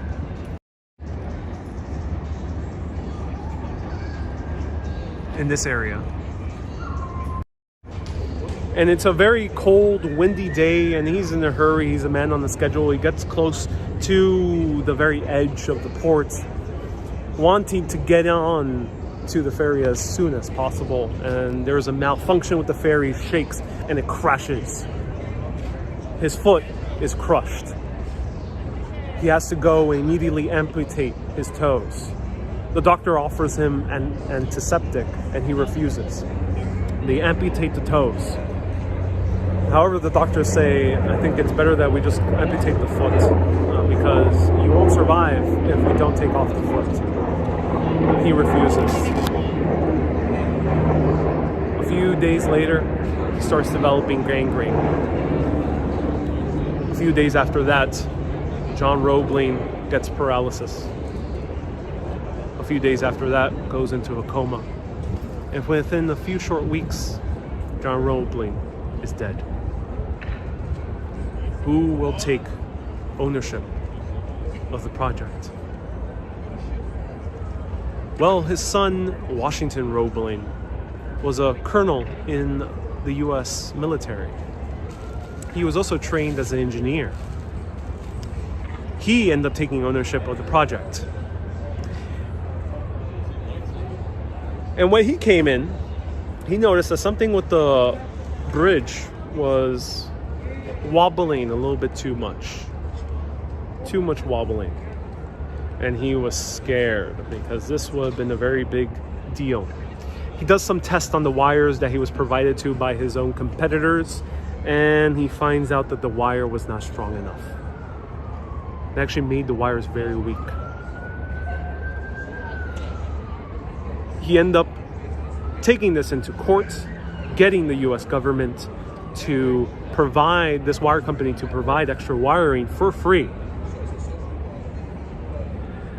Luckily, John Roebling, Washington's son, actually made the wire 6 times stronger.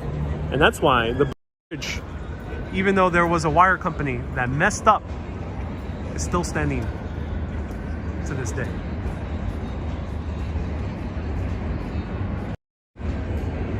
That wire company, many years later, the owner is shoveling rocks in Sing Sing prison because he got caught with so many corruption charges. He had to spend the rest of his dying days in prison. Washington Roebling is building the towers, and these 2 towers have a system where it's called caissons.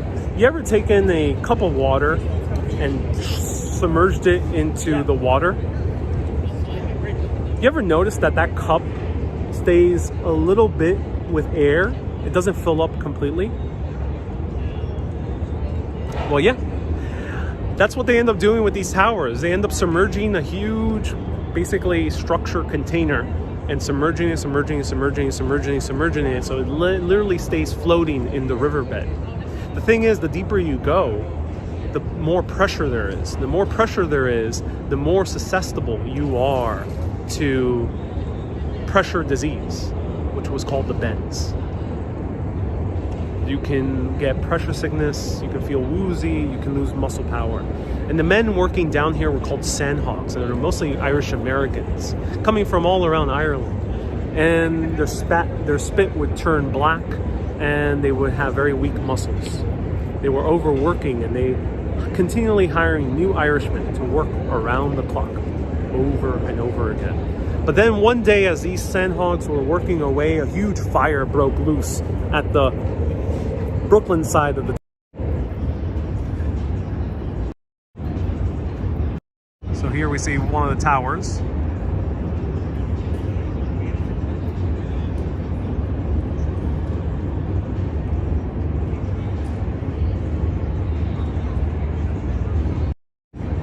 The roof was made out of timber, and this timber was very susceptible, of course, to fire. People were panicking. The sandhogs wanted to get out. They sent Washington Roebling to the rescue. He came down into the caisson as quick as he could, but they had to go through a series of pressurized containments or containers, one level after the other. He had to go down. And he went down. He was there for hours upon hours, losing out on sleep, trying to stop this fire. It took over a day to stop it. And when he went up a little bit too quickly, along with many of the other sandhogs. He started losing power in his muscles. His spit turned black. He was feeling a bit woozy, a bit confused. But he kept going down over and over to the caissons because, of course, he was the head engineer. He has to make sure that the sandhogs would be safe, that there would be no fires, and this project wouldn't come to a halt. But after many times of going down below, it got to him. And he developed the disease called the bends. Turning paralyzed, he was bedridden and had to stay in his Brooklyn Heights apartment, where we were passing earlier today. He was looking onto a telescope onto the construction project. But who would head up the construction if he couldn't be there? Luckily, his wife, Emily Roebling, took control.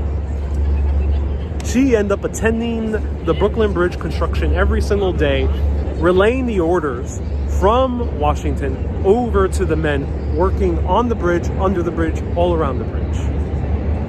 She ended up helping so much that she was the very first person to officially cross the bridge even before President Chester Arthur could, making Emily Roebling the first pedestrian to cross Brooklyn Bridge, and making her the woman who finished the Brooklyn Bridge to completion.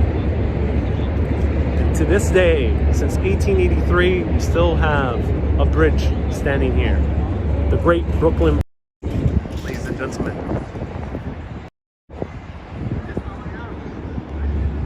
thank you so much for tuning in. I hope everyone enjoyed this broadcast.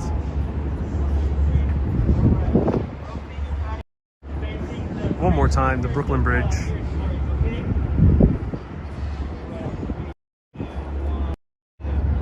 My photographer just arrived, so we're gonna take some portraits soon. That's a smart wife to have, says Susie. Hint, hint.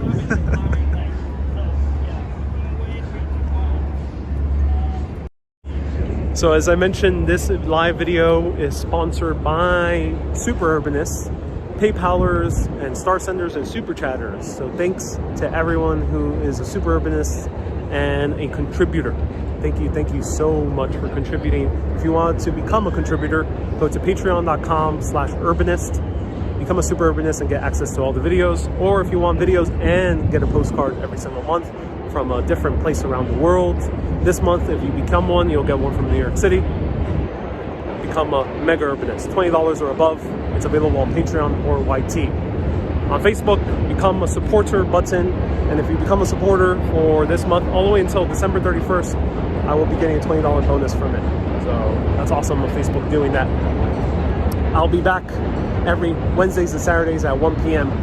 Thank you everyone so much for tuning in. If you want to watch more videos, especially these tiny stories condensed into 3 minutes or less, follow me on TikTok at Ariel Vieira, or they're also posted on Facebook. One of my videos are actually going viral on Facebook right now. The one about the secret train station, more than 2 million views, so that's awesome. And it's growing my page because now I just reached 60,000 followers on Facebook. Yes, soon I'll reach 100K, and soon you'll see Netflix. Let me know if you want Netflix to work with me to bring the urbanist experience to high-end TV production. Keep being awesome and always keep on exploring. Have a good day, everyone. Bye-bye.